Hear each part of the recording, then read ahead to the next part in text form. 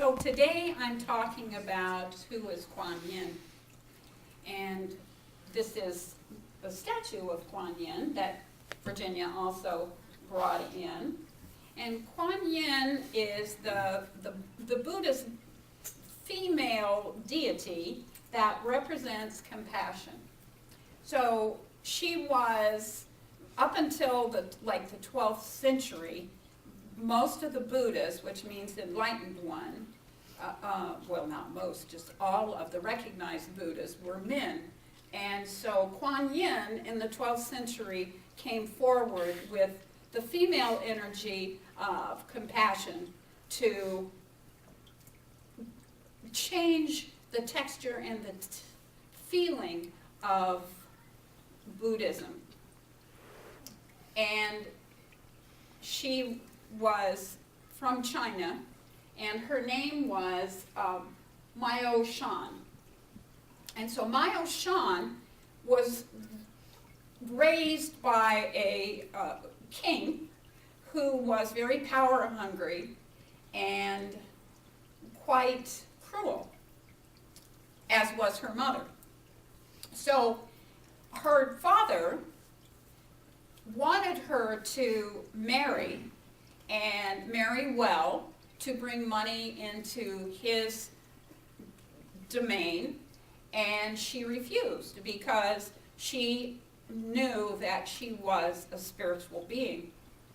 So much of her story is about how she and her father were at conflict, and he treated her cruelly, thinking that he could pressure her into marrying and providing him with male heirs and marrying well and bringing more wealth into his realm. So when she refused, he began treating her very poorly. And it started out rather mildly. He put her out in the gardens and made her do slave-type labor in the gardens. And because of her spirit and because of her lovely, gentle essence, the garden began to flourish. She would sing to the plants and cultivate them with love, and so the garden started flourishing, and she was very happy, and her father was very angry. So then he decided that he would put her out in the stables and make her clean the stables and take care of the horses and do all sorts of slave-type labor. And once more, she was very happy. And the horses began to be strong and beautiful, and she encountered many wild creatures. And one that legend has it that she encountered was a white lion. And so she cared for the white lion, and they became close. And then her father was even more angry.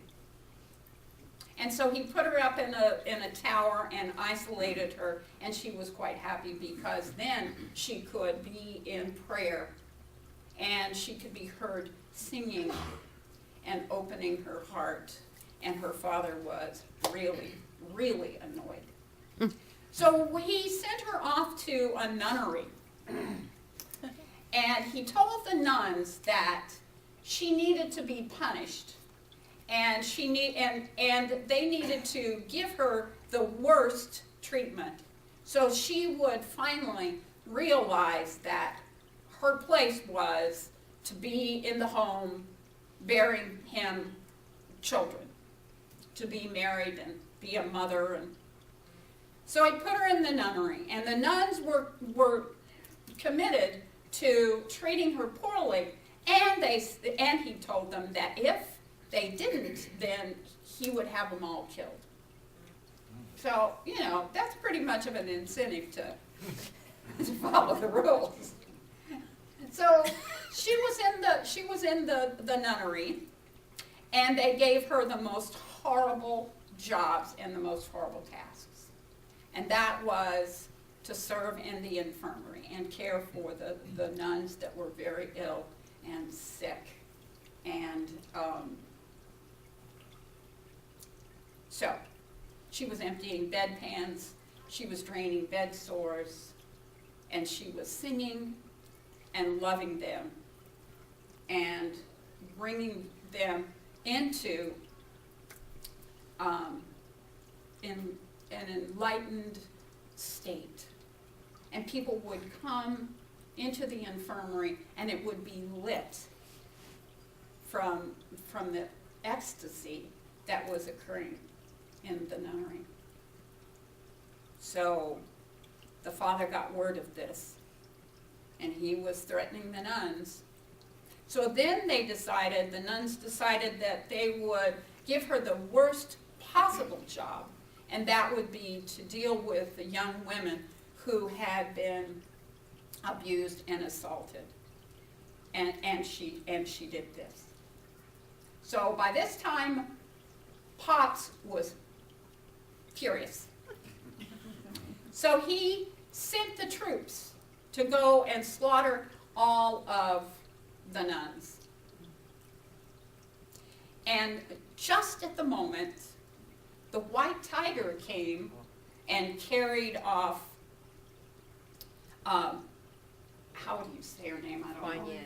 Well, it's not Kuan Yin yet. Oh. Mayo Shan. And took her off to the fragrant mountain. And we don't know what happened to the nuns. We can only surmise that that outcome was not good for them. But Mayo Shan went to the fragrant mountain where she was in hermitage and joyful in her solitude. So then the dad, the king, became ill.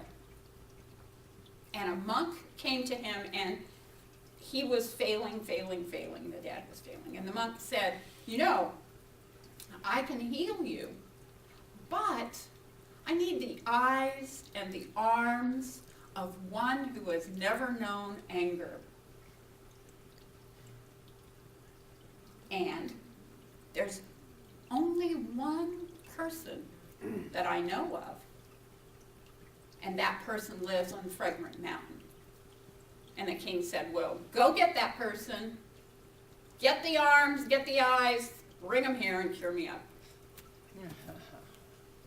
So they went to Fragrant Mountain and found Mayoshana. However you say her name, Mayoshana. And she voluntarily gave her eyes and her arms to cure her father. And that is when she was ready to move on to go to Nirvana because of her pure, loving, kind, compassionate heart. And she got to the gates of Nirvana and she said, wait, I can't cross over. I can't leave until all sentient beings are ready also to go to Nirvana. And so,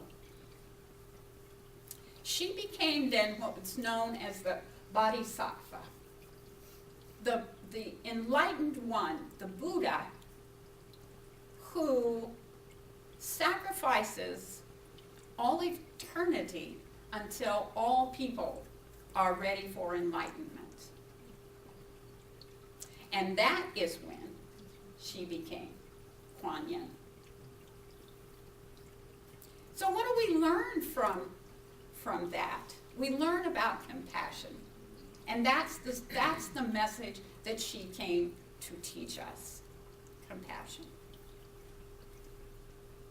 And as long as we resist having our heart open, we also are holding Kuan Yin back from moving into Nirvana. it mean to have compassion? It means to be with an open heart, a broken open heart. It means to feel others' pain as they feel pain. It is beyond empathy. It is the broken open heart. And Susan Salzberg, who is a Buddhist writer, and in the book, Loving Kindness, she talks about the benefits of compassion, and I'll share those with you. Susan Salzberg says you will sleep easily. You will wake easily.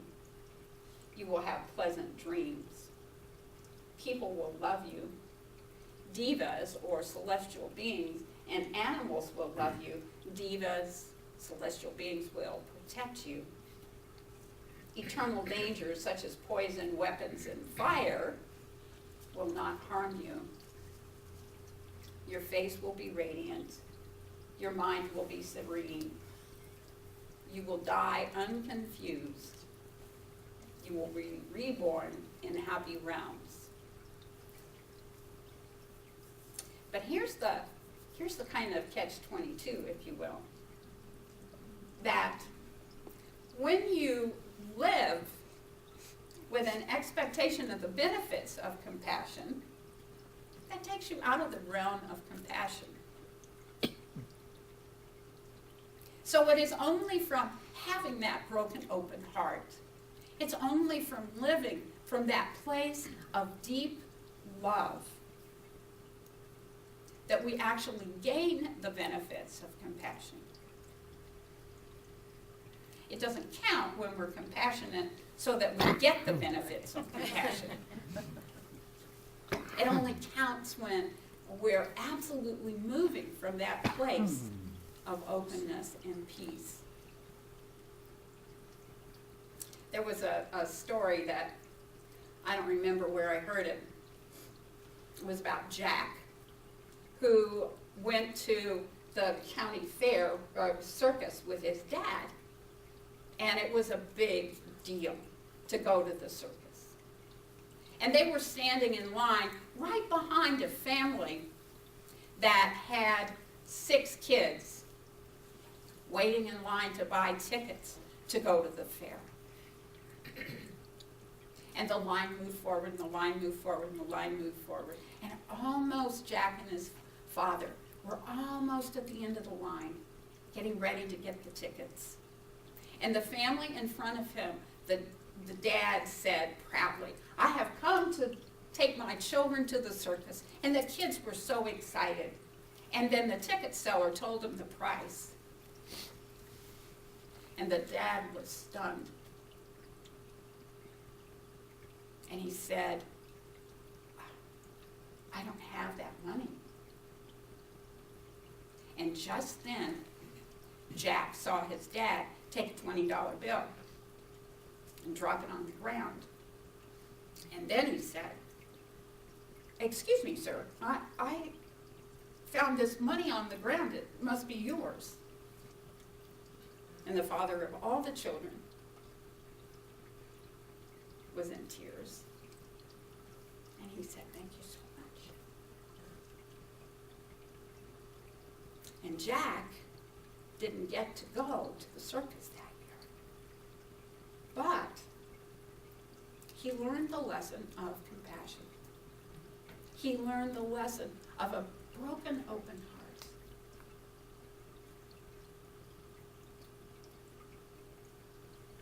Now, tomorrow is President's Day. And I know that Lincoln's birthday was February the 12th, but we're celebrating President's Day tomorrow. And to me, Lincoln is just like the epitome of compassion to me. So there are a couple of stories that I really am fond of. And one was that he was out in the riding on a horse in the woods with some of his compadres. And they were riding along, and all of a sudden they lost Abraham Lincoln. So they turned around and they went back to look for him. And he had gotten off his horse because there were two little birds that were on the ground. And he was looking around for their nest. This is the President of the United States looking around for a bird's nest to return the birds back to their nest. Finally, with all of them looking, his whole entourage looking for a bird's nest. Can you imagine a president these days? They found the nest and they put the birds in it. And President Lincoln said, I'm so glad because I could not have slept thinking about those birds. That's compassion. There's another story about him that I'm very fond of. And that was that he received a gift of a turkey, coincidentally named Jack. And he was very fond of animals, and so he was excited to receive this turkey gift until he discovered that the intention was for the turkey to serve as dinner. He stopped the cabinet meeting when he found that out, and he went and rescued Jack, who lived its life out to a rich old age as a pet in the White House. That's the kind of open heart that President Lincoln had.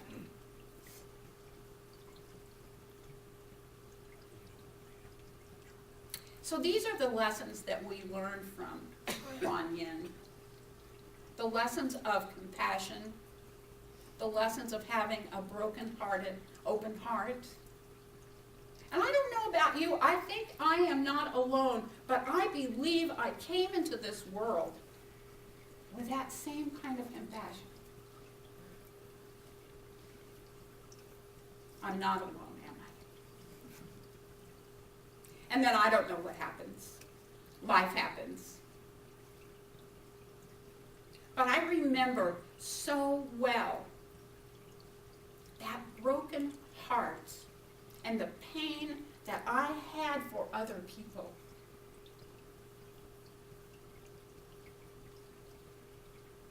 And it hurt. But now, you know what? When I rediscovered these principles, and I rediscovered the power of prayer,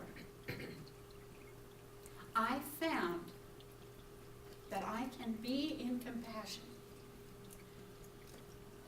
but through prayer, my heart is not in pain.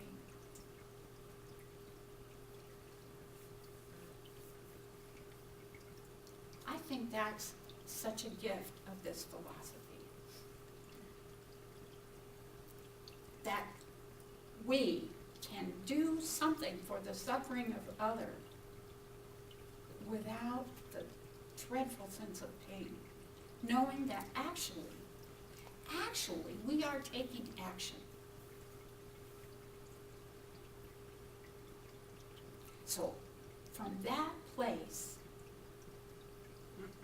we can reap the benefits, like Susan Salzberg says, of compassion. And we can take action. Prayer heals that broken open heart. Prayer soothes that broken open heart.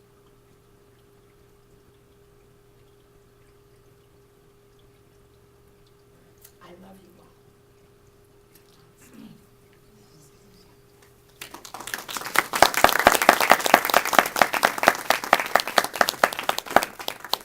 So now, I'd like to invite the practitioners and the minister to circle this room with loving compassion as we pray together. Just allowing your heart to be open.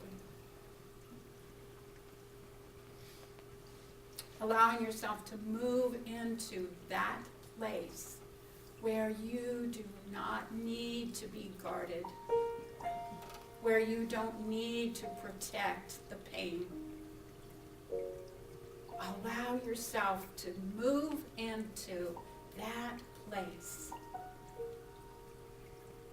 where God resides within you, and sweet compassion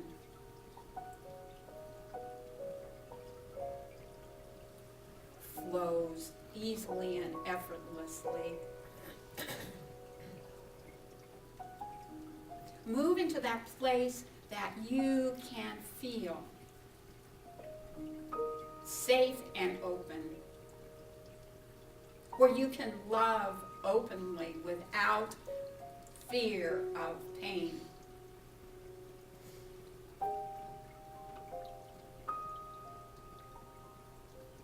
Allow the message of Kuan to speak to you.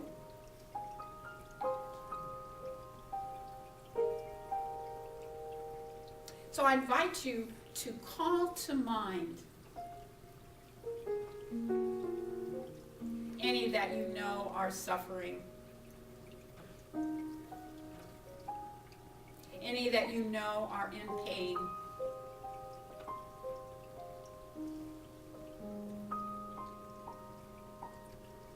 And from that place of sweet, gentle compassion,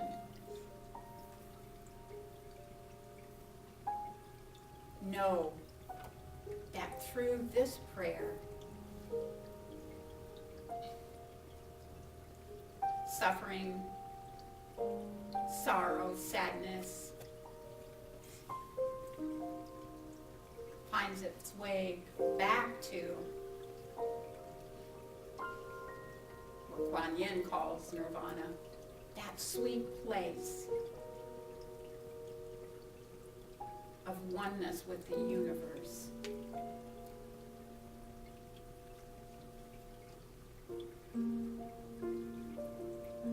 Allow yourself to bring all troubles, all cares, all sense of limit, all sense of lack, all anger. Allow yourself to bring those issues into your heart and breathe the divinity into that place.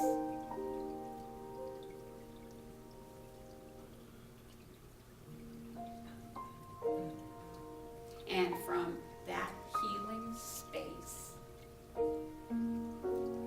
maybe you notice that there is a sense of lightness, a sense of joy, a sense of anticipation and exuberance.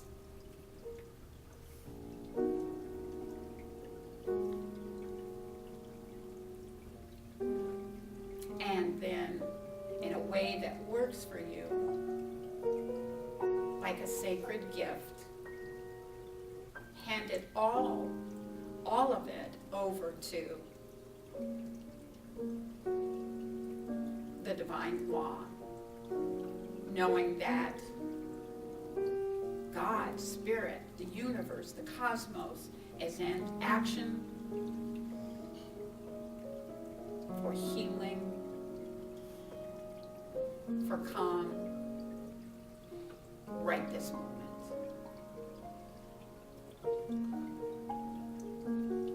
And just as butterflies take flight, just as birds take wing, allow all of that